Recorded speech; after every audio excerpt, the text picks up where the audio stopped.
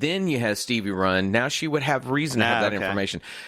To me, they're just those little things, and that would allow all this to breathe so that Otto's jumps that I want to talk about in the future minutes don't seem so, I figured this, I went here, you know? So you have them leaving the base as the minute ends? Yeah, they're getting in the car to head out. Dane did not have that in the script to have them actually seen. Basically, she runs in and says, you know, he goes, "What's the matter?" They found her valise, and that's basically it. But they did decide to go ahead and catch a shot of them leaving the base in a hurry in the station wagon.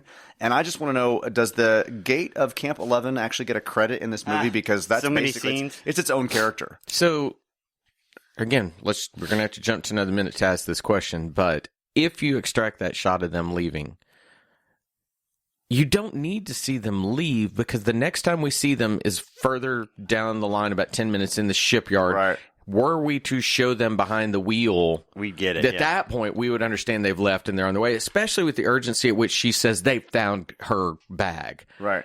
I don't understand their need to always show the comings and goings this. Well, let's go this. We'll go in a future minute, but just with me for a moment. When they show up later, that would suggest they also have a radio in their car. Yeah, it could. Because they're leaving this particular scene. What was I going to mention about this? I don't know. I don't remember. Just the fact that we get the exterior of the base, and this gate is the constant coming. It is. They just shot. I think maybe what they did is they just shot everybody in a vehicle and we talked about multiple that in times. Previous minutes where they just set the camera there, shot different combinations of cars. This one coming, this one going, this one going. Yeah, I guarantee you that they thought we need all the coverage we get, and maybe it's that they watched Beneath the Planet of the Apes that had too many places where it didn't make sense how somebody ended up what they should be doing, what they should know. At least they wanted to have the coverage. Maybe Don Taylor was also a stickler for extra coverage of comings and goings. So when they say when they found Zero's suitcase, they do a quick cut of Dixon's face, and for some reason he just has a weird contorted moment where he goes, "What?" He doesn't have a line there, but they definitely wanted to get a shot back of him responding to the answer, and he goes, "What?"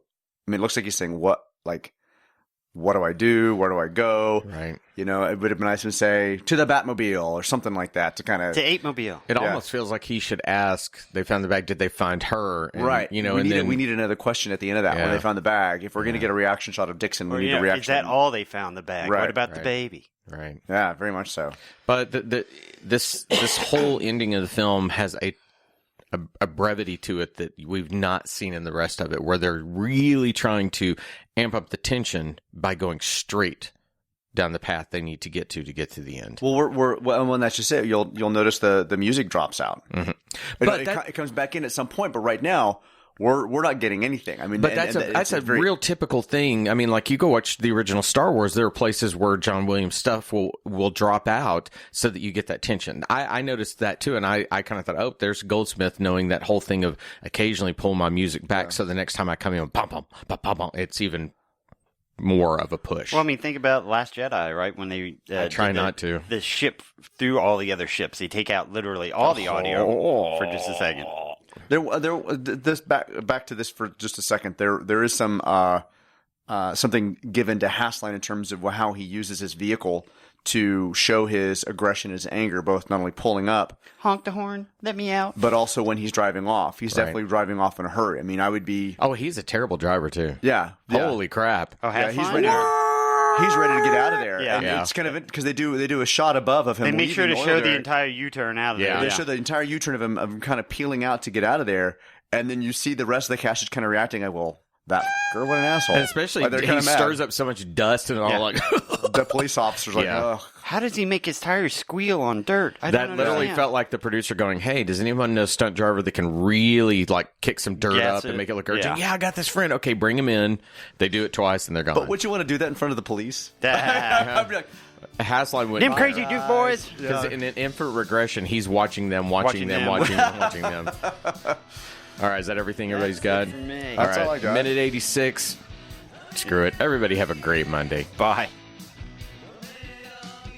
Oh, bye, everybody. We're waiting.